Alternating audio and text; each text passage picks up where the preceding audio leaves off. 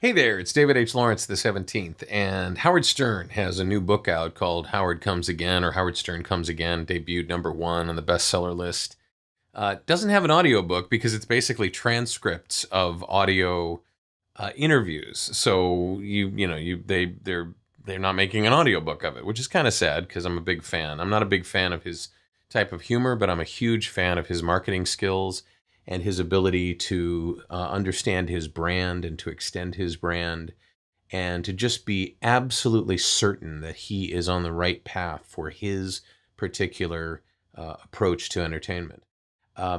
He's a talk show host. I was a talk show host. And the other day, I did a video about, the idea that sooner or later, I'm going to say something or do something that's going to tick you off. It wasn't always like that. It wasn't always like the fact that every so often I would say or do something to tick someone off. For a long time, my job was to tick someone off every single hour of every single show that I did. Because if you think that the goal of a talk show should be or is to be fair and balanced, or to be even-handed, or to be respectful, not even close. That's not what talk shows are all about.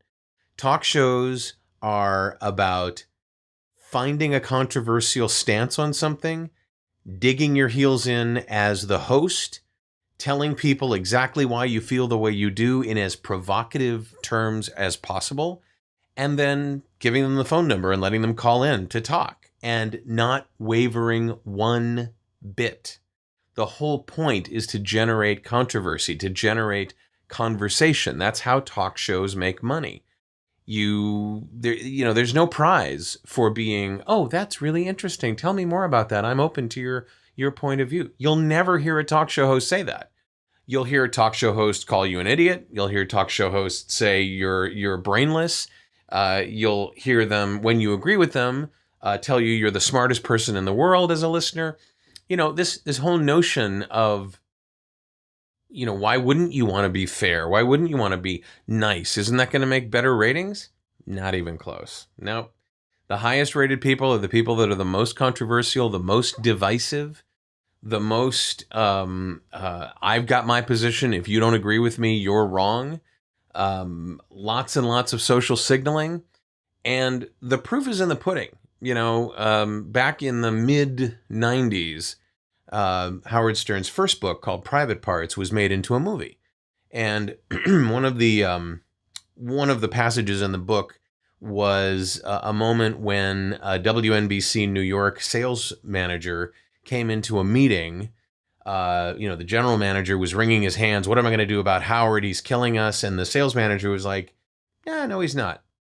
He's not killing us. And the general manager was like, what are you talking about? People hate him. Yeah, we like those people that hate him. Why do you like the people that hate him? Well, the people that like him, they listen about 3 times as long as the average listener. If you ever were in a market where the news talk station says, give us 22 minutes and we'll give you the world, that was the original 10-10 wins positioning statement. That's because the average time spent listening during the morning for a single person is 22 minutes. That's how much time they'll spend with your radio station. So if you give us 22 minutes, we'll give you the world was what their slogan was. The general manager was told by the sales manager of WNBC about Howard Stern. People who love Howard Stern listen for just over an hour every morning. That's 3 times as long as the highest rated station at the time, 10-10 wins, was getting people to listen. He said, well, yeah, so we should be figuring out how to attract more of those. And the general sales manager said, no, the people that hate Howard Stern, they listen for an hour and 45 minutes on average because they're screaming at their radio. They're driving in from further out to the city. They spend more time in their cars during the day. They are an even better target for all of their advertisers. So the point of a talk show is not to be fair. It's not to be balanced. The point of Fox News is not to be fair and balanced, even though that's what they say they are. I mean, that's all showbiz. The point of MSNBC The point of NPR is not to be fair and balanced. The only really good example here in the States of something that is fair and balanced because they're not allowed to take a position on anything is C-SPAN, which is basically the government broadcast of our Congress and House and Senate and events and stuff. Even when they present things, they're not allowed to, when they take phone calls on something, they make sure that both sides of an issue get the same number of calls and the same number of minutes. There's nobody on C-SPAN that is like an opinion, a pundit, somebody who has an opinion. But all of the other networks, all the other shows, even CNN, even the newscasts, they have a point of view, you know, and if you think they don't, you're just fooling yourself. Now, you may agree with their point of view, and so it may not be apparent that they have one, but that's not their job. That's not their job. And when you listen to a talk show on radio, know that what the host is trying to do is tick you off. There you go. So if you didn't know that, a little behind the scenes stuff, some of you already know it because you worked in radio. What do you think? What talk shows do you listen to and like because you hate the host, or like because you like the host? Let me know in the comments below. If you're watching on VO2GoGo, leave me a comment. Let me know what you think about all this. If you're watching anywhere else, go to vo2gogo.com because we've got some great stuff for you there.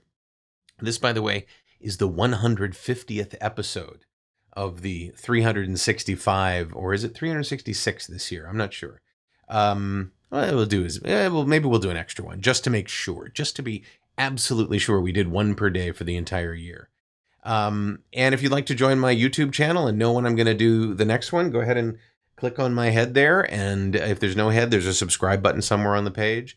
To see the latest episode, click on that frame and YouTube will play it for you. I'm David H. Lawrence, the 17th. I thank you so much for watching, and I will talk to you tomorrow.